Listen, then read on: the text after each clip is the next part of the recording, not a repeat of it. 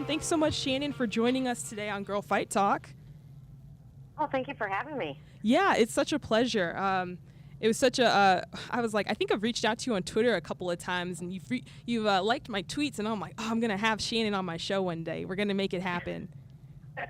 Well, I'm pretty easy to get on, to talk to coming on the show and to talk about what I love. So, awesome. It's fun. It's always fun to get to talk about it. Yeah.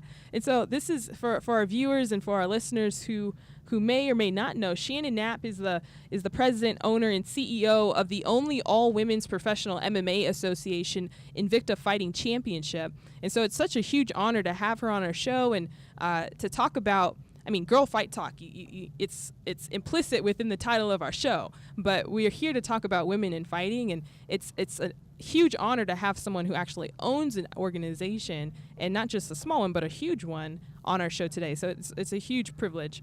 Thanks, Shannon, again for being here. Thank you. That's very kind of you to say. Well, no, it's true. It's not I'm not hyping it up, selling wolf tickets, as the Diaz brothers might say, but this is true. I love that. Yeah. But yeah, share it with us, share with our audience, a little bit of just about your background and how you got into MMA. How you even got to the point where you decided I'm going to start my own women's MMA organization. Oh, let's see. I've been doing this a long time. I started my career out, definitely on the male side of the sport. I'm, the first female, what is the word I'm looking for? Sorry, I got sidetracked. I looked at something. Sure. I have ADD sometimes. Female exec in the sport. So it's, I kind of come up through the ranks, in the old school side of the sport, and just been doing it forever. And when I was working at Strikeforce as one of the matchmakers there, when Zuffa purchased, Strikeforce, there was a lot of concern with female athletes that, that it wouldn't be, where were they going to go? Right. UFC wasn't allowing the women to fight at that time. And so that's really when the idea about Invicta really sparked, was, I started getting a lot of phone calls, and I just took a moment to kind of reflect and look at, I'm old school, and coming up through the ranks and spending so much time working on the male side of the sport, most of my career, when a promotion that I was working for wanted to put a female fight on, it wasn't about, talent. It was more about hot MMA girls, this kind of thing. That was always, what they wanted to do, was exploit that side of it. Sure. Instead of, very talented, female athletes. And when I did work at Strikeforce, that was really the first time that I ever really got to experience and be around, work with, female athletes that were truly female athletes. So yeah, when when they were concerned with the, what was going to happen in their future, it's really when I kind of quickly, sat down and took a look at everything, and I realized that, what, really all the sport needs for the women is someone to kind of come in and really dive into it, Sure, you got your weekend gardeners that, have these promotions and they throw a fight on every once in a while, but you really needed someone to get in there and really tend to that garden and, build a platform that provided opportunities. So that's really how Invicta came to be born. And the whole purpose was really to continue to build out divisions, provide opportunities, and help, female athletes fulfill those dreams. That's awesome. And so you are an all-American entrepreneur because you saw a need in a market and you decided, hey, and it sounds like from what you're sharing, it wasn't like, I'm going to we want to start our own thing, but it was more, this is a need, especially since. Yeah. Yeah. The state of affairs for the women at that time, I was looking at records and looking at things, and it was just, I was seeing women compete 2 or 3 weight divisions outside of their division or dropping down, really, in my opinion, could be hurting themselves to try to drop down in weight classes that they didn't belong. We were seeing mismatched fights. None of those things are good for the sport, right? Period, let alone to help the cause to continue to, fight for the women. So yeah, that's really, truly what it's always been about, and we've never changed that over here. That's great. If we have an athlete that's ready to move on, our blessing is always, if someone doesn't want to be here, our blessing is let them go. It's just, right. We're very supportive of the athlete. That's we try to make that Yeah. Always our first foremost focus. Yeah, and that's what it sounds like. I mean, even with you, I was going to ask, when the UFC decided to open up the first women's division with the bantamweight division in, what was it, 2013? Or 12. Was it 2012? Yeah. With Ronda Rousey coming over from... well, I guess, you know what? I didn't mean to correct you because you could be right on the 13. Because I think they were still fighting in Strikeforce in 2012. I think so. Sorry about that. Yeah, you may be right. Yeah, no problem, no problem. Sorry about that. So here come the women in 2013, and Invicta was established in 2012. Am I right? Right. Yes. So the UFC comes along, and Dana's like, there will be no women in the UFC, and he's like, that's like one of his famous quotes. And then finally he's like, okay, actually women's fighting is pretty awesome. And yeah, I think we could fill a division, even though Strikeforce had already proven that. But at any point were you feeling like, well, dang, I just started this whole thing and now like the UFC is going to like completely take over everything? No. Why? No. It never even crossed my mind. Okay. No, not at all. Okay. Yeah, no, they can only do so many shows and they're only doing one division. Right. So this wasn't for me about one athlete. And it wasn't for me about one division. Mm-hmm. This was about the whole sport as a whole for the women. So, and they've proven to be a very good tag team partner with me. Mm-hmm. I couldn't have done it on my own. They have such a big stage that really shines the light, so. Yeah. Yeah, no, I wasn't intimidated by that. Yeah. Not at all, actually. I'm, like, really reflecting on it now, but no. Good for you. We still, opportunities, the development, there are athletes up in that upper tier, and there's a lot of young athletes, and those athletes, are not going to get opportunities at that level at this point in time, so they need a place like Invicta right. to continue to hone skills and get that experience. Right. And it looks like, I think the UFC has also recognized that need, right? Because you have a lot of these local shows that, will do shows every once a quarter or maybe even at most twice a quarter to have fights.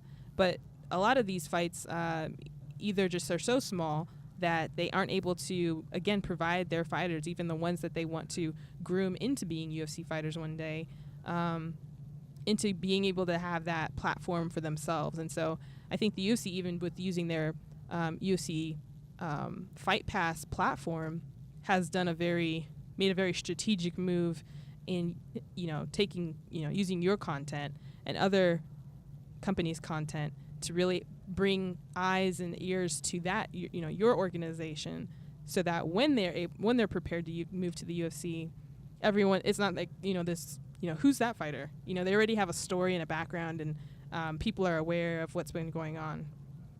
Yeah, no, I would have to say you're correct. That's exactly. Not such a dumb move, huh?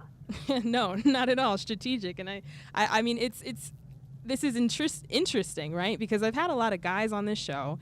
It's been hard, even just bringing women onto the show, to be honest. I think we're going to be getting Tanya Evinger here on the show in a couple of weeks, which is awesome.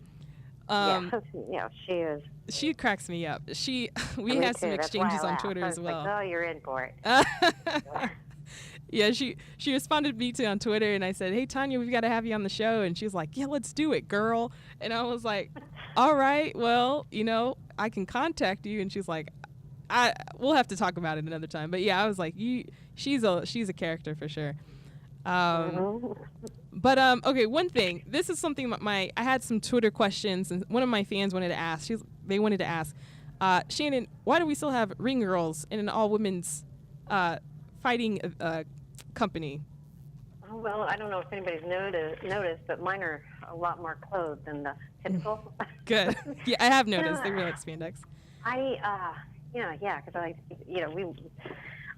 I just always felt that, we stayed with tradition. Mm-hmm. If I had men up there, oh my gosh, can you imagine?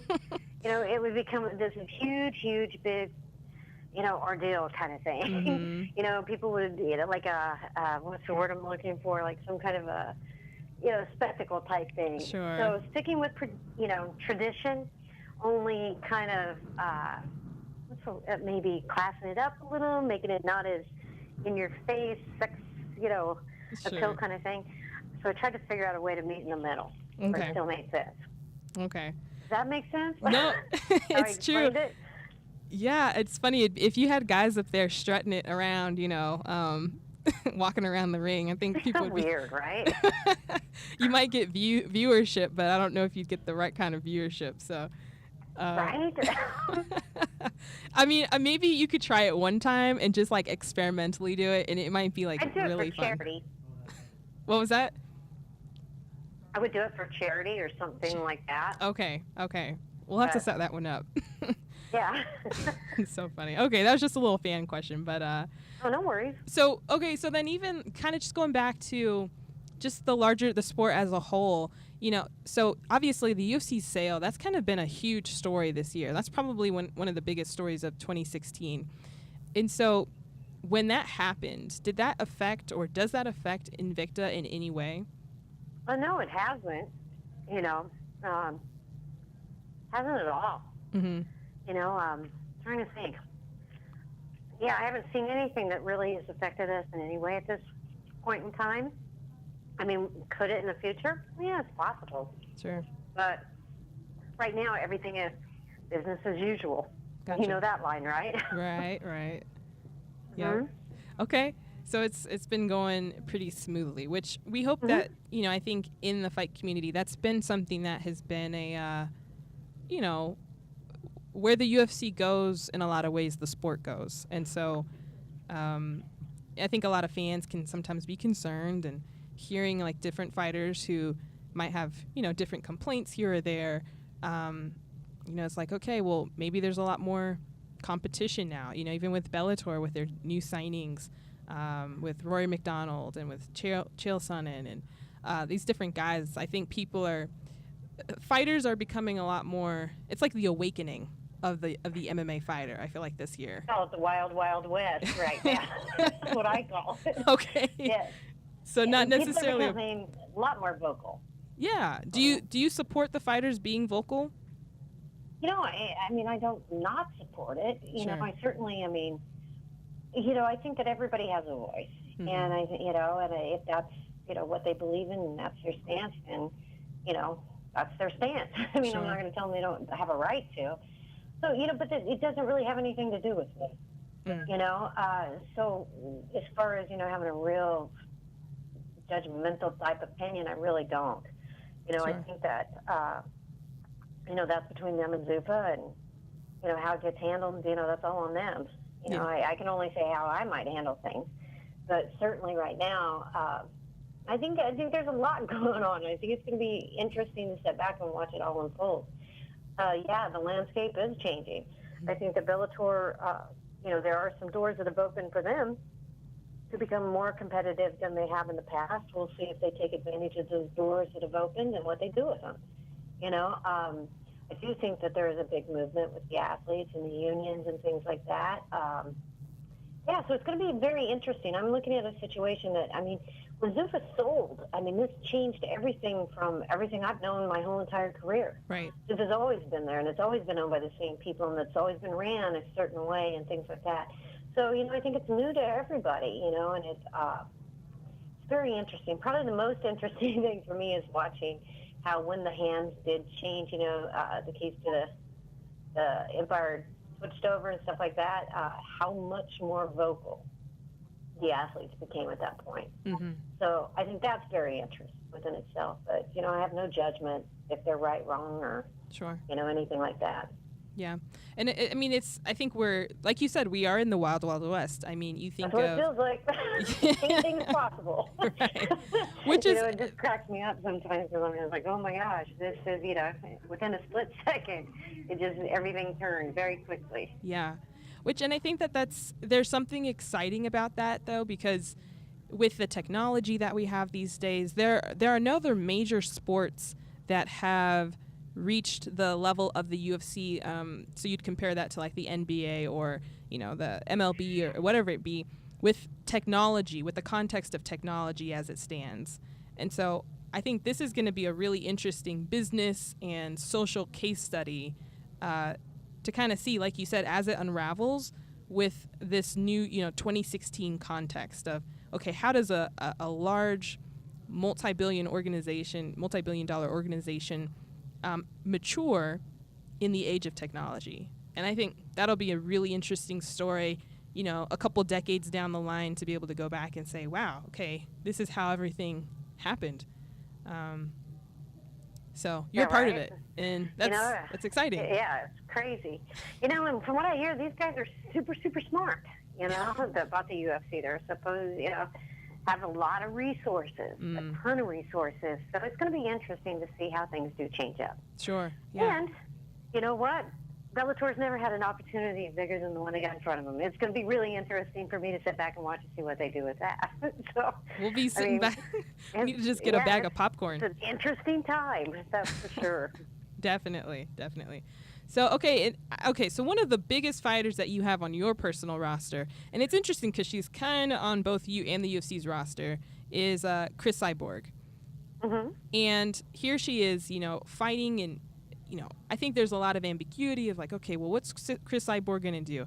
And it seems like it all kind of has to, it depends on what Ronda decides she's going to do. And it most recently came out, she was on Ellen, Ronda Rousey was on Ellen, and just saying, Ellen asked her, she said, how much longer do you have in the sport? And Ronda's like, this is going to be one of my last fights. Did she say one of my last? She said one of her last fights. Okay.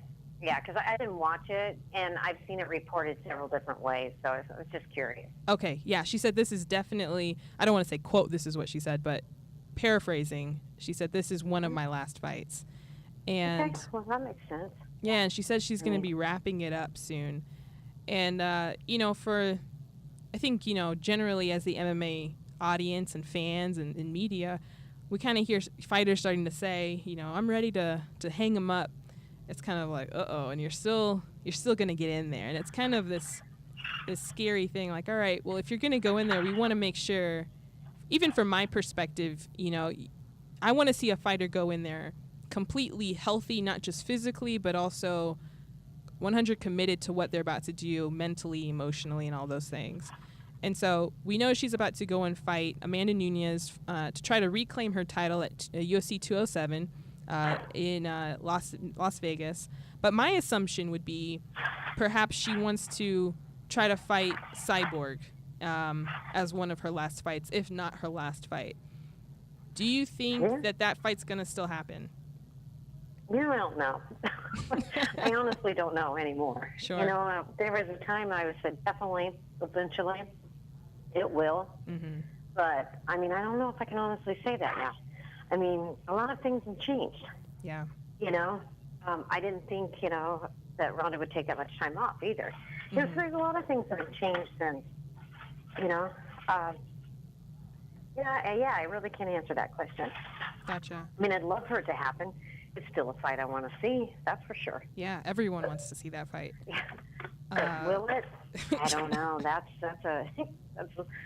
the question on everybody's mind, I think. Sure. That and the election right now, but right. Right. Tuesday. Right. That's the real. What a shitstorm. Yeah. Right. So, but yeah, no. I'd love to see that fight happen. I think it needs to happen. I think there's no reason it shouldn't happen. Mm-hmm. But I'm not sure it will. Mm-hmm. Right. And let's say it's kind of up to Ronda, I think, at this point. Yeah, definitely. That's been the narrative the whole time is, and I think the thing, even before when Ronda was fighting, the whole story was, or the reason in which she didn't want to fight Cyborg was because, I'm the champion of the, bantamweight division. If she can't come and, contend or fight for for my belt, then the fight's not, we're not going to do the fight. However, now it seems the story has changed a little bit, and I think it seems like she's more open to perhaps a catch weight. Do you think if they were to do that, what weight do you think they'd try to fight at? I'm going to guess 140 if it's catch, Right. I'm going to guess. But, yeah, I don't know. I honestly don't. Like I said, there was a time when I would say 100%, like, yeah, this probably will happen. Mm-hmm. Just not sure anymore. I don't know. If I think there's a lot of factors still sitting out there. If Ronda walks away the victor, against Amanda Nunes, I don't know. She's a champ again. Does that mean she will or she won't? Right. If she doesn't walk away the victor, then what happens? You know? I mean, I think there's a lot of things up in the air right at the moment, and I think it's just too much up in the air to really, for me to have an opinion either way. Sure. I'm more confused than I ever was. How about that? That's my answer. I'm more confused than I've ever been. Yeah. No, I think we're all pretty confused. I think even as she has made her comeback and maybe the comments that she has made, it's like, now I feel, as a fan, I feel conflicted because I'm like, okay, well, if you're going to come back, I don't want a fighter to go into the octagon or to any cage knowing that they might be hurt. Right. It's the same way with Manny Pacquiao. I think most people, after learning that he had his left shoulder that was injured, we found out about that after the fight, the fans were like outraged. They were like, dude, we would have rather you not fight and we would have had you fight healthy than to go in there and give like a half, effort performance because we spent like $100 on this pay-per-view and we've been waiting all these years. We would have waited a couple more months for you to heal up your arm. So, right. So I don't know. You're right though. There are a lot of unknowns, and who knows when those unknowns will become clear. So it's pretty difficult to understand what the landscape will look like. Hopefully though, 2017 will be the year. If Ronda is going to hang it up soon, my hope would be that she just puts it all out on the line. Lets the ego go. And just fights the best in the world. Because that's what we want to see anyways. We kind of talked about Ronda and Cris Cyborg and, who knows if that fight's going to happen. Hopefully, as fans, we want to see that fight happen. And so we'll put that one in the wish bucket. But let's see. For now, so you have Invicta FC 20 coming up in November 18th. You've got 2 titles on the line. Tell us a little bit about the card, who's fighting, and what we should be paying attention to. Well, first of all, isn't it exciting that we're at number 20? Come on. I mean, right? That is very exciting. There was a time, when you first start out and you build something from scratch, you never know. So to be hitting the 20 mark, it's definitely something that we're happy over here internally celebrating and that kind of thing. So I think this is a great card. I think it's one of the most well-matched and amazing cards. We're showcasing a lot of new talent again, which I think is a big deal. The big part of why Invicta does exist is to give that opportunity to show that talent. Tanya Evinger back on the card defending her belt, Angela Hill and the other title fight on this card. So I think, like I said, I think the whole card's really good. And if you let me, I'm going to go down and tell you every fight on the card. Sure, go for it.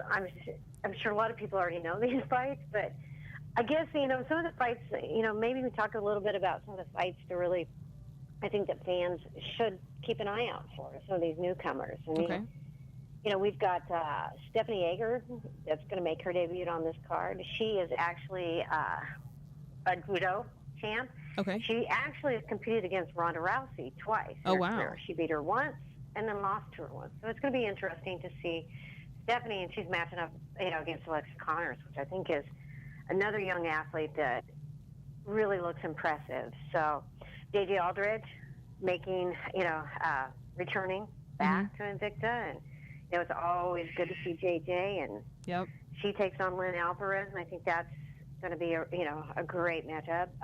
Ashley Yoder as well. She's another one of the Ultimate Fighter athletes that's coming over to Invicta. So. Okay, that's awesome. Yeah, Simona Sukupová is back on the card against Erica Fabricio, so that's a good matchup. Yep. Like I said, I think they're all great matchups. Yeah. And I think it's a really good card, and I think that a lot of these athletes that, if you look at the card and you don't know who they are, I think that the good thing about Invicta is that you usually don't forget them after you've seen them fight once. So definitely, yeah, that's so true. I'm excited. I'm very excited for the main event and the Kona main event. I love Angela Hill's fighting style, her lengthy distance striking, and I'm excited to see if she's able to defend her title, if she's able to dominantly perform on that Saturday night, or that, what is that, a Friday night? That's a Friday night. Friday. That's a Friday night. And so Kayleen's no joke. You know, Kayleen's no joke, and she's been making a lot of noise. So yeah, it's going to be interesting to see, you know, who does step away the winner in that fight. Definitely. And then, like you said, you've got Tanya Evinger fighting against. Good luck with this. I know, Yana. Sometimes the last names Kunitskaya. Kunitskaya. Is that how you pronounce her last name? You know what I always say? When they have a really hard name, I just go by the first name. I'm like, they don't need a last name. See? That's Yana. That's with all the Polish fighters right now. It's like Koval That's my Kajevich.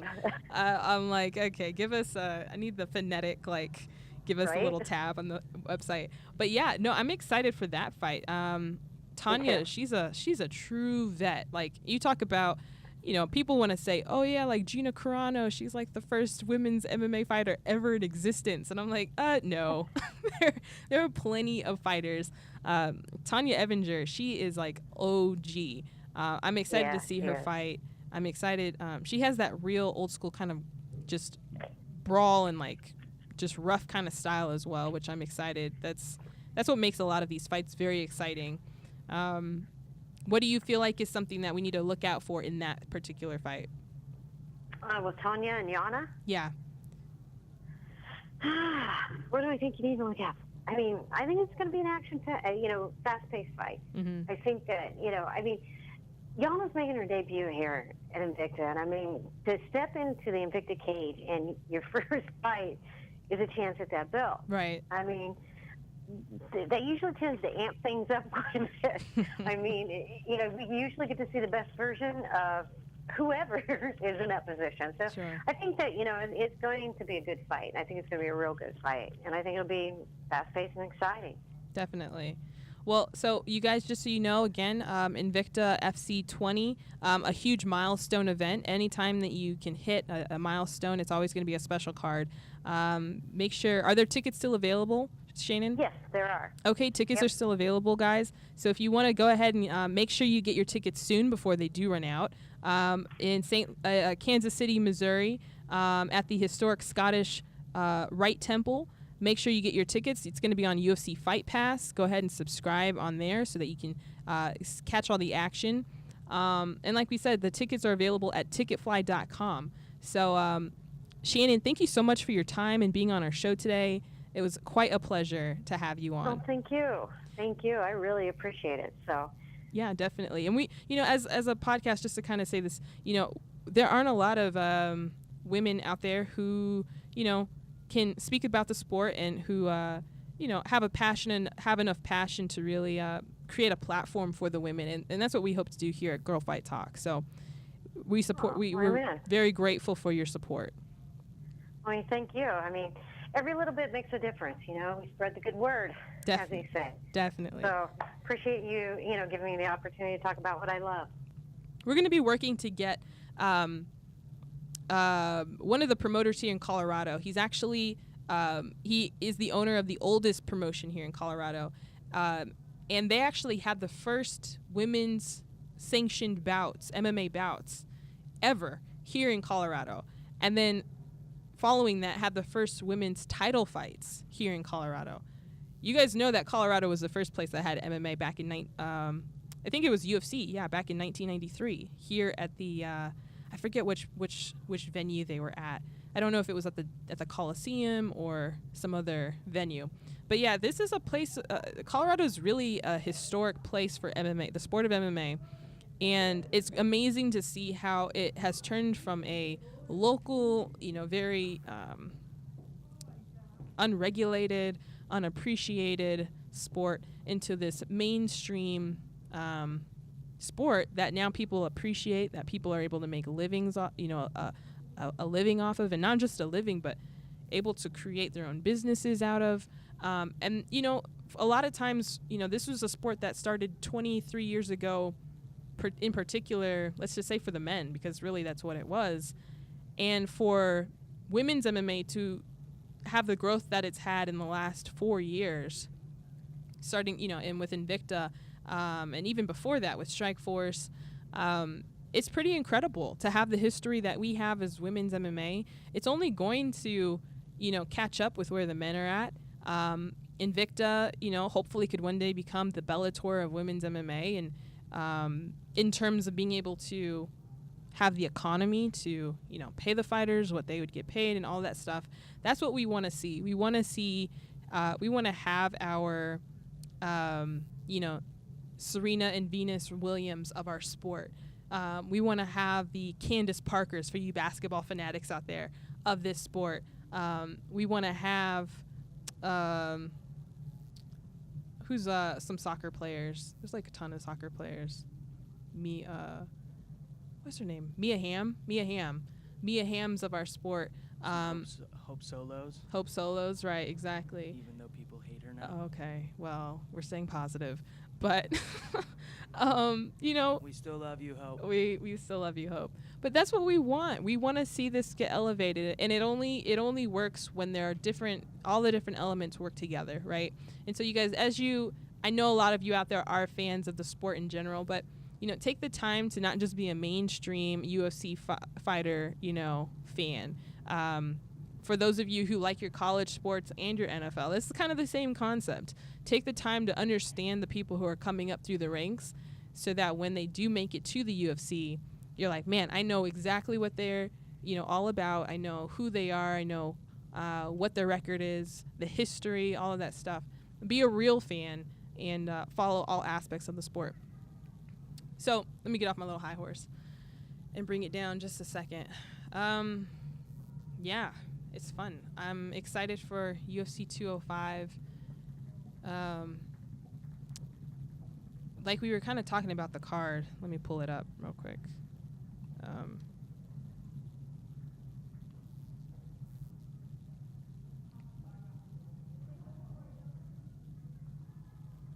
There are so many fighters on this card. I am especially excited for one of the main women's fights on this card is going to be Miesha Tate versus Raquel Pennington.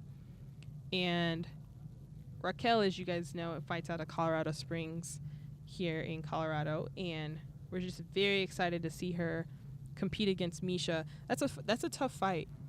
That's a really tough fight.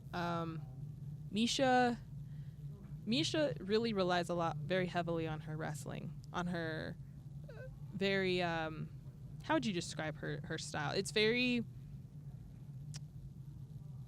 honestly, how she fought against Holly in terms of how she beat Holly, that is really Miesha's style. She's a scrappy fighter. She's very tough. She does not give up. And so if she can outlast you, then she can beat you. But is she the most technical when it comes to all aspects of MMA? No, not at all. Holly was beating Miesha pretty much the entire fight. I think Miesha maybe won like one round. But Holly, definitely outclassed Miesha in a lot of ways. So I think with Raquel, she's more of she's a lot more technical striking than Miesha is, but she still isn't as clean and as technical as Holly. So it's going to be a little more exciting. We kind of know what we get from Holly. She's very clean. She likes to, she's very precise in her striking. Raquel, I think, is a little bit more of a brawler. So I'm excited for that fight. Excited for the Thompson and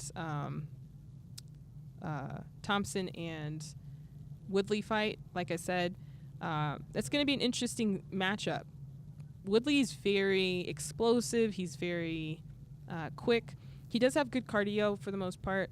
I am wondering how he's going to do striking-wise with a guy who is very effective on the outside. Thompson, he uses all these unorthodox kicks. He uses, and he's very, he's advanced. He's really a master at using the techniques. And I would say even unlike Conor, he knows how to hold on to his energy a little bit better.